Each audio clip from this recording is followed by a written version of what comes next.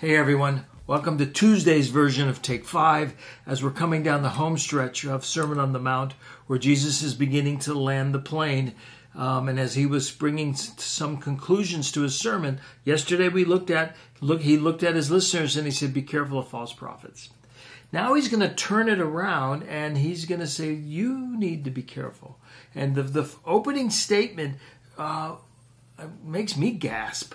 But maybe it should make everyone gasp, and we'll unfold it a little bit. How can you be sure that you, in fact, are part of Christ's flock?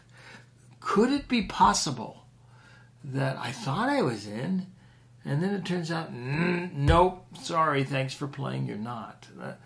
That's a scary thought, isn't it? To feel like you're in with Christ, and then come to a point maybe toward the end or when problems come and oh no. Well, listen to what he says. I'm in Matthew 7 and verse 21. Here's what he says. Not everyone who says to me, Lord, Lord, will enter into the kingdom of heaven, but the one who does the will of my Father who is in heaven. So he's sort of projecting us forward, fast forward into that great day of judgment, that great day of entry into heaven or whatever you call it. And he says, not everyone who is there and says to me, Lord, Lord, are in. Okay. There's a lot of people in the world today, a lot of people within what I would call Christendom, that when push came to shove, they probably would say, Lord, Lord, when they talk about Jesus. And Jesus, he says, be careful. Not everyone who says to me, Lord, Lord, will enter into the kingdom of heaven. Now, it's good to reflect on that, and we'll unfold that in a second.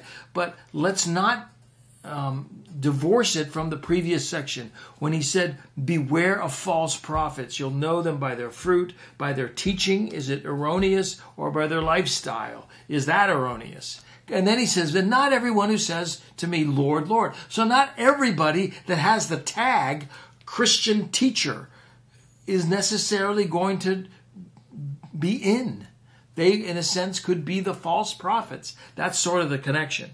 Just because someone hangs a shingle out and claims to be a Bible teacher doesn't mean they're in. They could be of the faculty of the false prophets. And that's not everyone who says to me, Lord, Lord, will enter in. They could have the wrong shingle out. Erroneous teaching, erroneous living. Not everyone who says to me, Lord, Lord, will enter the kingdom, but the one who does the will of my Father who is in heaven. Stop there for a second, and because we're nervous. Is this me? In another time, Jesus taught that we ought to do the will of my Father who sent me. And what is the will? He said, that you would believe on the Son. And so it begins there. Do you believe on Christ? That he, in a sense, was your substitute for your sin, that you gave him your sin, he gave you his righteousness, imputed it to you, and so you are now, in a sense, in because of the righteousness of Christ. Do you believe that? Are you trusting in that? If you are, then you are doing the will of the Father, and that's what Jesus says, only the one who does the will of the Father. Verse 22. On that day, again, fast forwarding into the future, on that day, many will say to me, Lord, Lord, did we not prophesy in your name? Didn't we cast out demons in your name? Didn't we do out mighty works in your name? And then I will declare to them, I never knew you. Depart from me, you works of lawlessness. And so in a sense, he's looking at that day again, and people are saying, Lord, Lord. And he says, you're not in. Why aren't you in? And their defense now is all of the things that they are doing. We taught in your name. We prophesied in your name. We did power in your name. We did all these things in your name. And we're not in? And Jesus said, I never knew you. How do we come to know Christ? By what we believe.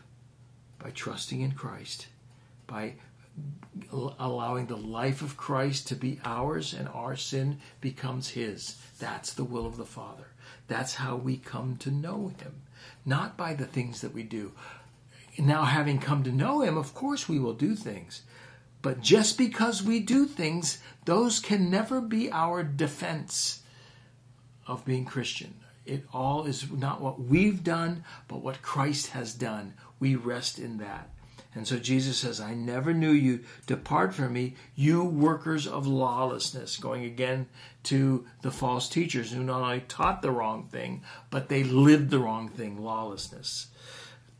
Tough stuff. I'll just end with this. I'm a little over 5 minutes. Not everyone who says to me, Lord, Lord, will enter the kingdom of heaven, but the one who does the will of my Father. The will of the Father is that you rest, that you trust, that you lean your life solely on Christ, not on you what you've done. Have you done it? If you've done it, you can have the confidence that you're in because of Christ. I'll see you tomorrow.